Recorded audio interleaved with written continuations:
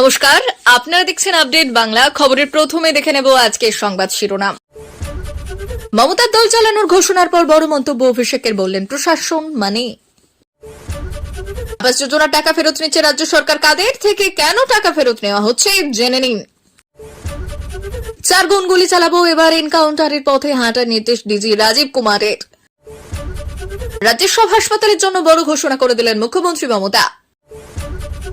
দলে ফিরতে পারতেন না তৃণমূলে, এবার অভিষেক ভার্সেস কুণাল, এক মন্তব্যে তোলপাড় বাংলা। নিলেন শিশুর দায়িত্ব মমতার, 5 লক্ষের পাল্টা 10 লক্ষ টাকা ক্ষতিপূরণ ঘোষণা শুভেন্দুর। মাত্র 5 মাস 9 দিন পরে আরজিকর হত্যা মামলায় রায়দান, কি সাজা হতে পারে সঞ্জয়ের। নদিয়া জেলা পরিষদের অবহেলায় আটকে থাকা কাঁটাতারের জন্য জমি নিয়ে বিপাকে মালিকরা। প্ল্যান ছিল ফার্স্ট লোকাল ধরে পালানোর, এটাই ভুলে ধরা পড়ল ফের হামলাকারী।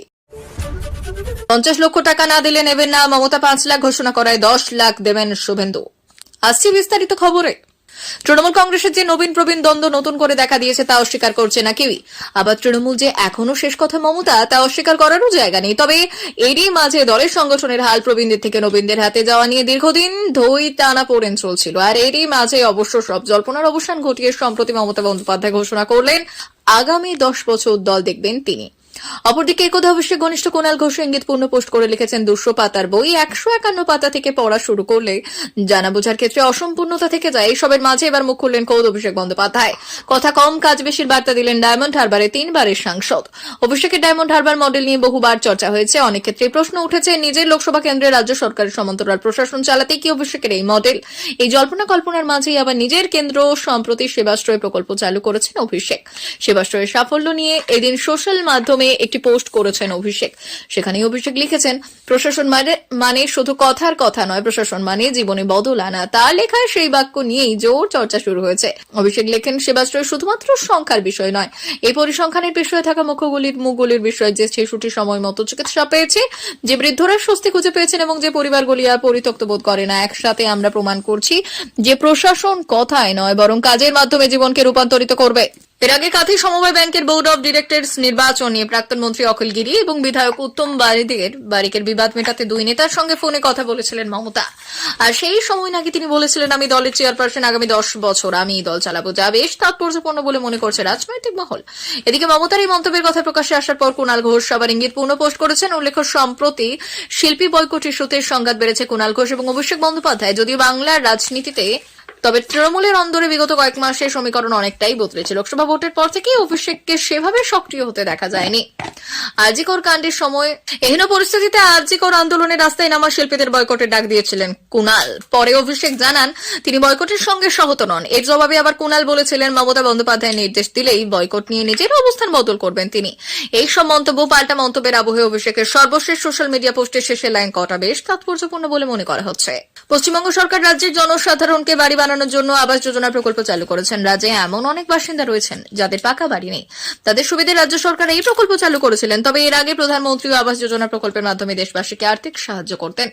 যদিও পরবর্তীতে মুখ্যমন্ত্রী মমতা বন্দ্যোপাধ্যায় আলাদা করে এই রাজ্যের জন্য বাংলার বাড়ি প্রকল্পের ঘোষণা করেছেন। ইতিমধ্যেই বাংলা আবাস যোজনা বা বাংলার বাড়ি প্রকল্পের মাধ্যমে উপকৃত বহু মানুষ।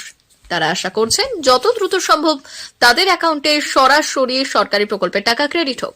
তবে এর মাঝে শোনা যাচ্ছে এক চিন্তার খবর, পশ্চিমবঙ্গ সরকার ফিরিয়ে নিচ্ছে আবাস যোজনা প্রকল্পের টাকা। কিন্তু কেন, হঠাৎ করে কেন এই উদ্যোগ নিলেন রাজ্যের মুখ্যমন্ত্রী মমতা বন্দ্যোপাধ্যায়? গত বছরের ডিসেম্বর মাস থেকেই রাজ্য সরকার জেলায় জেলায় পাঠিয়ে দিয়েছে আবাস প্রকল্পের প্রথম কিস্তির 60,000 টাকা। বাংলায় শুরু হয়ে গিয়েছে 12 লক্ষ গ্রাহকের বাড়ি তৈরির প্রথম ধাপ।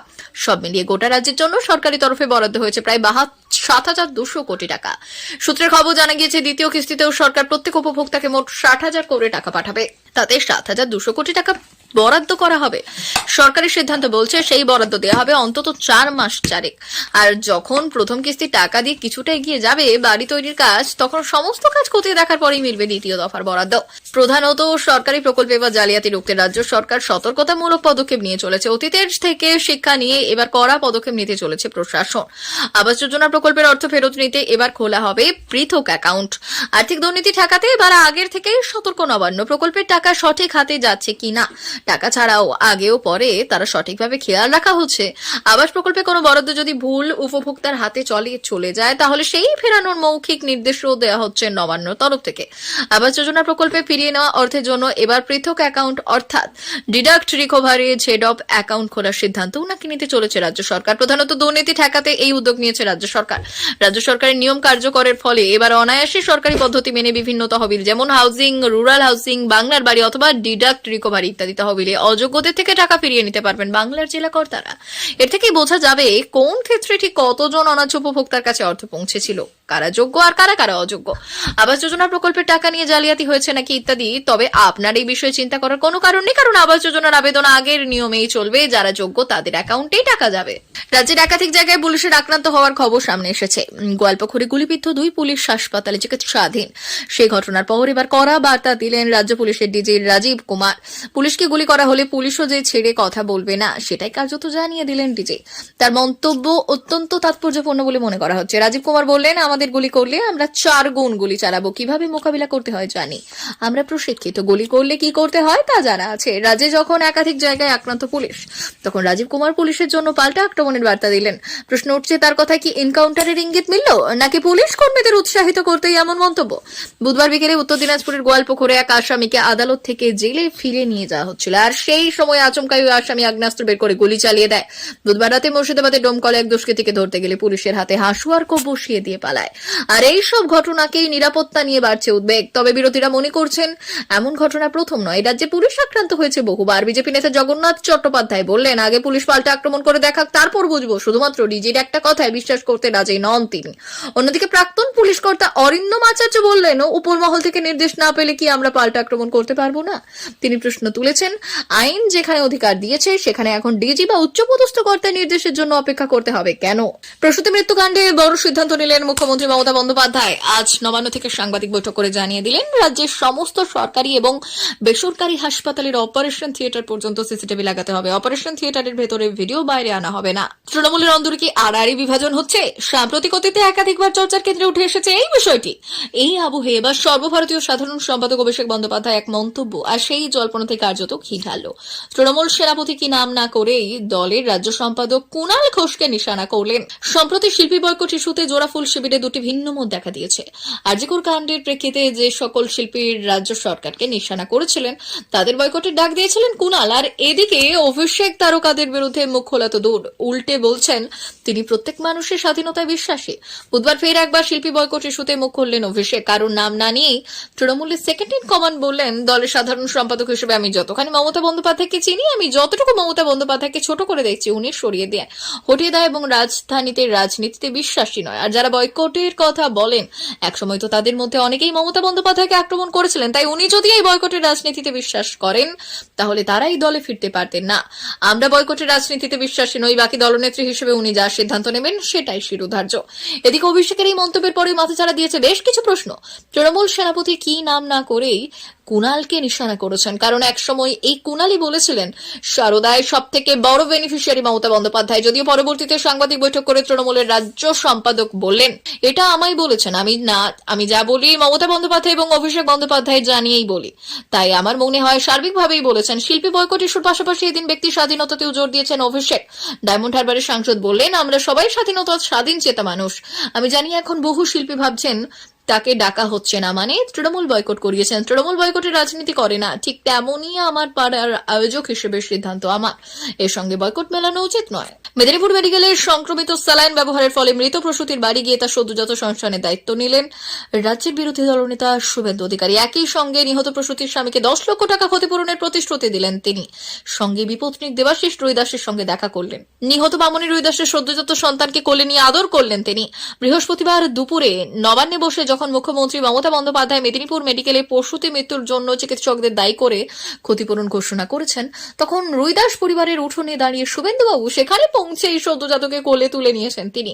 নিহত মামনি দেবীর স্বামী দেবাশিস রুইদাসকে তিনি বললেন, সরকার মামনি দেবীকে খুন করেছে, যেভাবে আরজি করে নির্যাতিতাকে সরকার খুন করেছে ঠিক সেরকম ভাবে আমি আপনার সন্তানের দায়িত্ব নিলাম। আপনি বাবা হিসেবে ওর দায়িত্ব পালন করবেন, আমি আপনার দাদা হিসেবে ওর সব দায়িত্ব নিলাম। আমি আজ 2 লক্ষ টাকা চেক দিয়ে যাচ্ছি, আমি আরো 8 লক্ষ টাকা দেব, ধীরে ধীরে শিশুটির নামে ফিক্সড ডিপোজিট করে দেব, কিন্তু সরকারি ক্ষতিপূরণ ছোবেন না। যতক্ষণ না 50 লক্ষ টাকা ক্ষতিপূরণ ও গ্রুপ ডি কে স্থায়ী সরকারি চাকরি আপনাকে দিচ্ছে, ততক্ষণ সরকারি ক্ষতিপূরণ নেবেন না। আমি আপনাকে নিয়ে অনেক দূর যাব।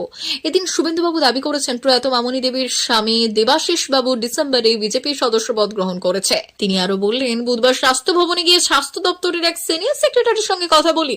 তিনি বললেন, 13 ডিসেম্বর নয়, পশ্চিমবঙ্গ ফার্মাসিউটিক্যালস এর রিঙ্গার্স ল্যাকটেট যে সংক্রমণ রয়েছে তা 10 ডিসেম্বর জানতো রাজ্য সরকার। তারপরেও ওই স্যালাইন বন্ধ করতে কোনো পদক্ষেপ করেনি সরকার।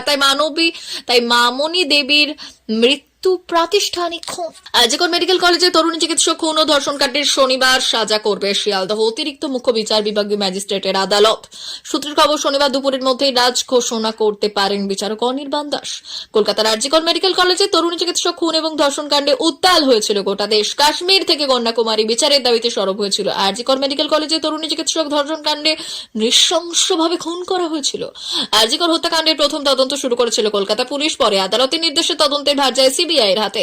আজিকর হত্যাকাণ্ডে একাধিক ব্যক্তির বিরুদ্ধে অভিযোগ উঠলেও এখনো পর্যন্ত ধৃত একজন সিভিক ভলেন্টিয়ার সঞ্জয় রায়। যদিও সেই নির্দেশকে নির্দোষ বলেই দাবি করেছে।